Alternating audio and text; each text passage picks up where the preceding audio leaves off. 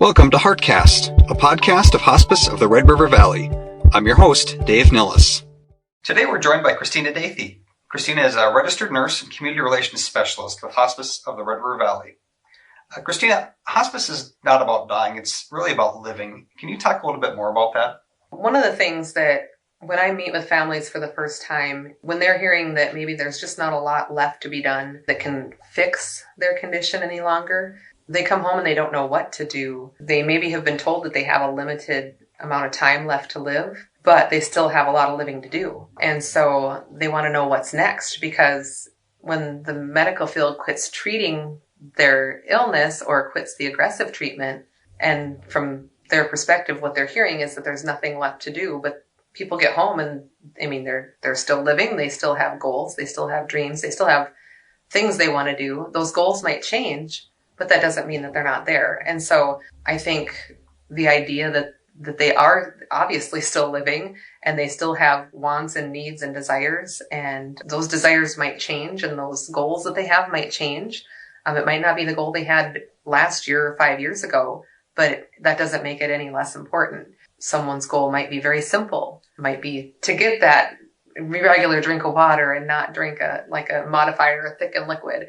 For another person, it might be to make it to their grandson's wedding, to do well enough to be able to attend that, or to just get out on that lawnmower one more summer, or get out hunting one more time. All of those things, those are about living, and living the best life you can with the time you have left. Even if that time is limited, there's still, people have a lot of goals and a lot of dreams that they still want to fulfill. When it comes to those goals, how do you approach helping patients prioritize what's most important to them at the end of life? The very first thing, and the most important thing, I think, is to ask them what's important to them. What are their goals? Because what's important to one person might not be important to the next. If you don't know what's important, it's really hard to fulfill someone's needs or fulfill their goals. So finding out what's important and what's realistic, and also providing that education so that they know what different options look like and what they entail. To talk about getting certain treatments is one thing, but to explain what it looks like and how it will affect them is totally different. How many days a week will you end up in the clinic or the hospital?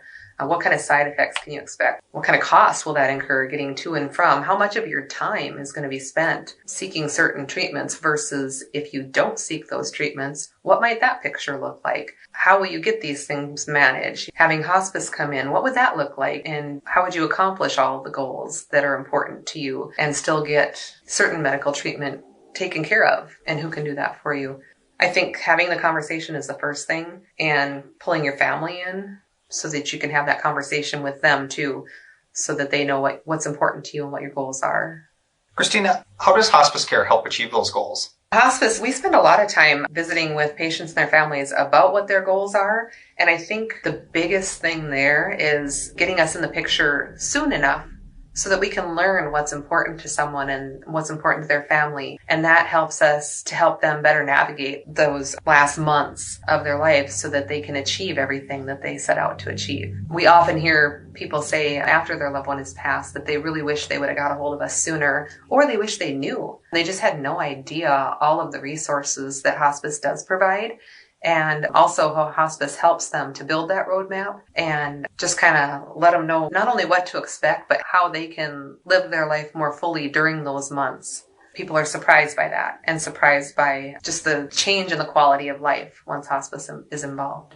Christina, is there anything else you'd like to add? The biggest thing is just to let people know that we're here and to reach out to us, whether it be that you want more information. We can have someone come out and visit with you, or even over the phone about what hospice might be able to provide for them so that they can live their best life and focus on what's important to them and how they can achieve those goals. A lot of people think that referral needs to come from their doctor, and that's actually not the case. Anybody can call in, whether it be that they just want some basic information, want to have a conversation, or if they actually want a nurse to come out and evaluate if their loved one could be receiving these services, they can call us themselves. And at least then, even if they're not ready for it yet, they know what will be available down the road when the time comes and they are ready. That's the biggest thing, letting people know that they can reach out to us on their own. Give us a call. We can answer any questions they have, or even send a nurse out for an evaluation if that's what they want. There again, they're the boss.